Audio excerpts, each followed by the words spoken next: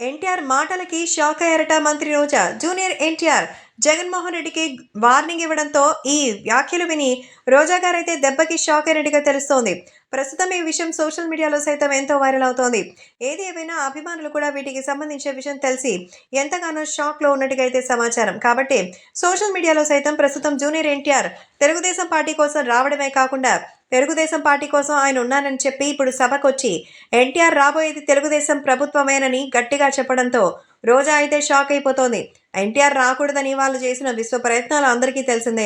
ఎన్టీఆర్ తెలుగుదేశం పార్టీకి వస్తే తెలుగుదేశం పార్టీకి మంచి జరుగుతుందని ఆయన ఎప్పటికప్పుడు తెలుగుదేశం పార్టీకి దూరం చేయాలనేటువంటి ప్రయత్నాలు అందరూ చేశారు.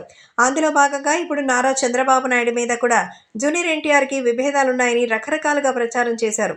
కానీ అవేవీ నిజం కాదని తాజాగా తేలిపోయింది. దీంతో జూనియర్ ఎన్టీఆర్ గురించి అందరికీ తెలిసి రావడంతో యంగ్ టైగర్ ఎన్టీఆర్ ఏం చేసినా అంతా మంచే చేస్తారని, ఇలాంటి విభేదాలు కూడా ఆయనకి లేవని, సో తాజాగా మీరందరూ చేస్తున్నది కూడా అబద్ధపు ప్రచారాలని తేల్చేసినట్టుగా అయితే సమాచారం. కాబట్టి ఇప్పుడు సోషల్ మీడియాలో సైతం ఈ విషయాలు ఎంతగానో వైరల్ అవుతోంది. So junior NTR Telugu Desam party కోసం ఉండి మరిప్పుడు ప్రచారం చేస్తూ జగన్మోహన్ రెడ్డికి వార్నింగ్ ఇవ్వడం పట్ల దెబ్బకి ఆమె షాక్ అయిపోయిందట.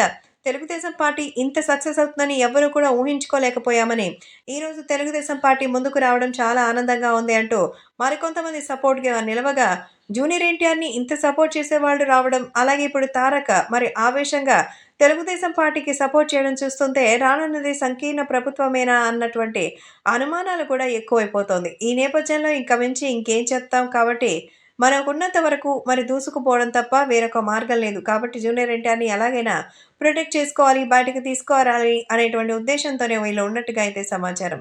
కాబట్టి సోషల్ మీడియాలో సైతం ఈ విషయాలు ఎంతగానో సెన్సేషనల్‌గా మారిపోతుంది.